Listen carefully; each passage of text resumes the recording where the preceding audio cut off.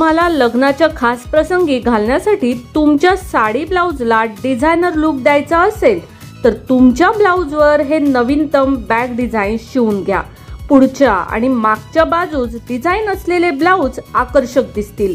नमस्कार, मनभर पैठणीमध्ये तुमचं खूप खूप स्वागत आहे।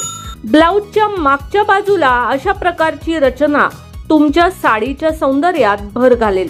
बॅकलेस नसले तरी हे बॅक डिझाईन खूपच सुंदर दिसते आणि तुमच्या साडीचे आकर्षणाचे केंद्र बनेल।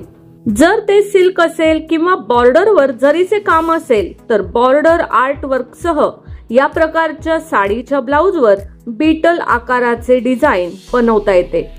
जर तुम्हाला एम्ब्रॉयडरी केलेल्या ब्लाउजवर एक सुरक्षित डिझाईन बनवायचे असेल जे सुंदर देखील दिसेल तर अशा प्रकारे बनवलेले डीप प्रिन्सेस कट डिझाईन घ्या। ते साधे असले तरी सुंदर दिसेल।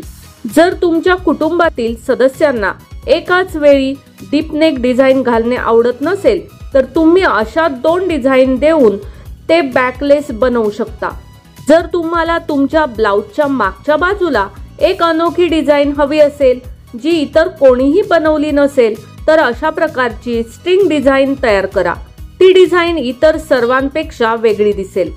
जर तुम्हाला ब्लाउजचा मागचा भाग पूर्णपणे वेगळा बनवायचा असेल तर तुम्ही अशा प्रकारची अनोखी डिझाईन निवडू शकता।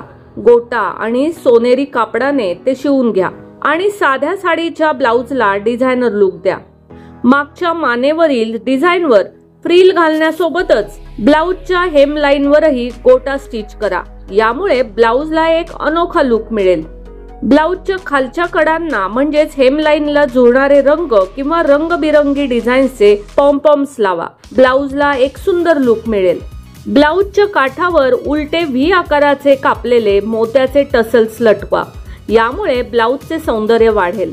तर मग मंडळी, आजच्या व्हिडिओमधील wedding special blouse back designs तुम्हाला कसे वाटले ते कॉमेंट्स करून नक्की सांगा। व्हिडिओ आवडला असेल तर नक्कीच व्हिडिओला लाईक करा, जास्तीत जास्त शेअर करून कॉमेंट्स देखील करा आणि हो, मनभर पैठणी या यूट्यूब चॅनेलला सबस्क्राईब करायला अजिबात विसरू नका। धन्यवाद।